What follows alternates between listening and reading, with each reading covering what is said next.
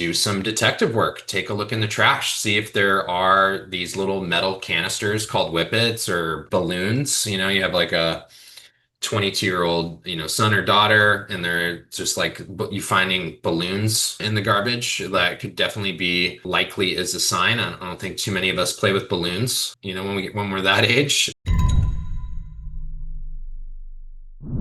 What are some symptoms and signs that families can be alert to if they feel like maybe this is a problem that their loved one is experiencing? What should they know, or what can we look for?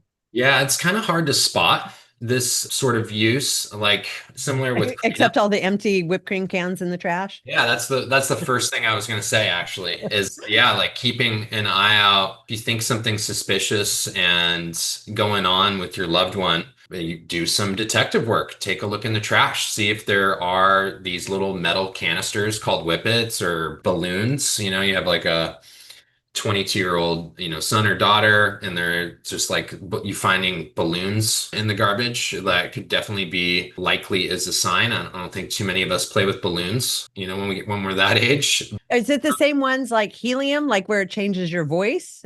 Or Well, no, it does change your voice a little bit when you inhale it. Like it can, not the same way helium does, but there is like this like change in your vocal cords from just yeah, the gas.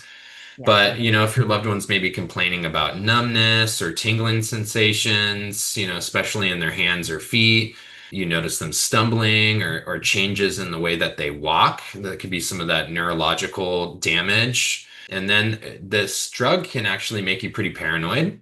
So there's, some isolation and paranoia. So those are the psychological effects, and that you become very secretive or defensive about your behavior, similar to some of these other drugs. You start, say you question your loved one, son or daughter, your husband or wife, or whoever it may be.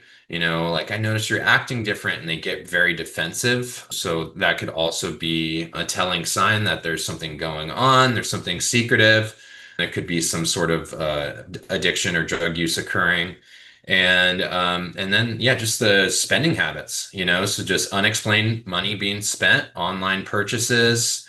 But I would really say with a drug like this, it's hard to hide because of all those canisters. You're gonna find them somewhere.